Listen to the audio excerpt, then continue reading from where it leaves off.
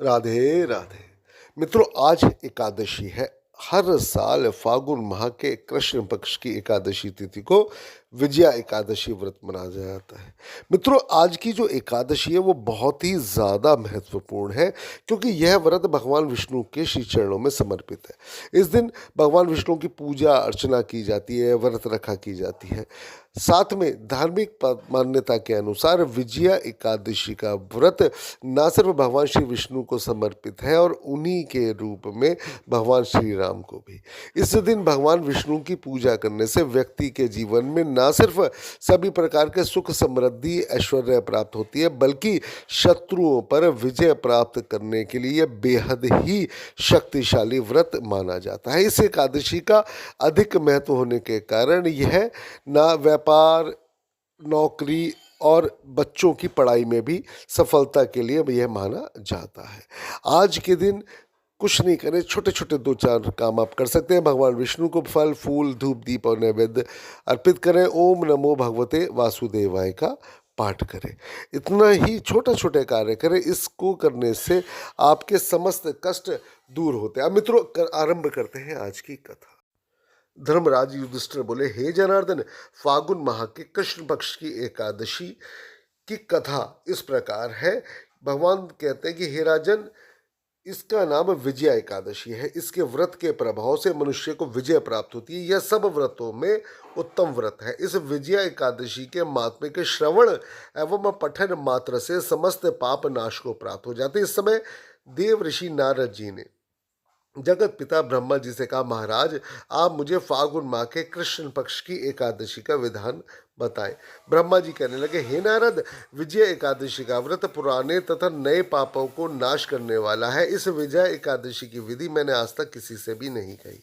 यह समस्त मनुष्यों को विजय प्रदान करती है। त्रेता युग में मर्यादा पुरुषोत्तम श्री रामचंद्र जी को जब 14 वर्ष का वनवास हो गया, तब वे श्री लक्ष्मण तथा सीता जी सहित पंचवटी में निवास करने लगे। वहां पर दुष्ट रावण ने जब सीता जी का हरण किया, तब इस समाचार से भगवान श्री रामचंद्र जी तथा लक्ष्मण जी अत्यंत व्याकुल हुए और सीता जी की खोज में चल निकले। घूमते घूमते जब वे मरणासन जटायु के पास पहुंचे, तो जटायु उन्हें सीता जी का वृतांत सुनाकर स्वर्गलोक चला गया। कुछ आगे जाकर उनकी सुग्रीव से मित्रता हुई और बाली का उन्होंने वध किया। हनुमान जी ने लंका में जाकर जब भगवान के श्री चरणों की कृपा से माँ सीता का पता लगाया और उनसे श्री रामचंद्र जी और सुग्रीव की मित्रता का वर्णन किया। वहां से लौटकर हनुमान जी ने भगवान राम के पास जाकर सब समाचार कहे। तब श्री रामचंद्र जी ने वानर सेना सहित सुग्रीव की संपत्ति से लंका को प्रस्थान किया। जब श्री रामचंद्र जी समुद्र से किनारे पहुंचे, तो उन्होंने मगरमच्छ आदि से युक्त उस अगाध समुद्र को देखकर लक्ष्मण जी से इस प्रकार कहा, इस समुद्र को हम किस प्रकार पार करेंगे। तब श्री लक्ष्मण ने कहा, हे पुराण पुरुषोत्तम, अब आदि पुरुष सब कुछ जानते हैं। यहाँ से आधा योजन दूर पर कुमारी द्वीप में वकादलभ्य नाम के मुनि रहते हैं। उन्होंने अनेक ब्रह्मा देखे, आप उनके पास जाकर इसका उपाय पूछिए। लक्ष्मण जी के इस प्रकार के वचन सुनकर श्री रामचंद्र जी वक्तालभ्य ऋषि के पास गए और उनको प्रणाम करके बैठ गए। मुनि ने भी उनका मनुष्य रूप धारण किए हुए पुराण पुरुषोत्तम समझकर उनसे पूछा, हे राम, आपका आना कैसे हुआ। रामचंद्र जी कहने लगे, हे ऋषि, मैं अपनी सेना सहित यहाँ आया हूँ और राक्षसों को जीतने के लिए लंका जा रहा हूँ। आप कृपा करके समुद्र पार करने का कोई उपाय बताएं। इसी कारण से मैं आपके पास आया हूँ। वक्तालभ्य ऋषि ने कहा, हे राम, फागुन मास की कृष्ण पक्ष की एकादशी का उत्तम व्रत करने से निश्चय ही आपकी विजय प्राप्त होगी। साथ ही आप समुद्र भी अवश्य प्राप्त कर लेंगे, पार कर लेंगे। इस व्रत की विधि यह है कि दशमी के दिन स्वर्ण, तांबी, तांबा या मिट्टी का घड़ा बनाए, उस घड़े को जल से भरकर तथा 5 पल्लव रखकर वेदिका पर स्थापित करें।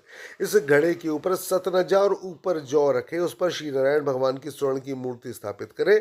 एकादशी के दिन स्नान आदि से निवृत्त होकर धूप, दीप, नैवेद्य, नारियल आदि से भगवान की पूजा और अर्चना करें।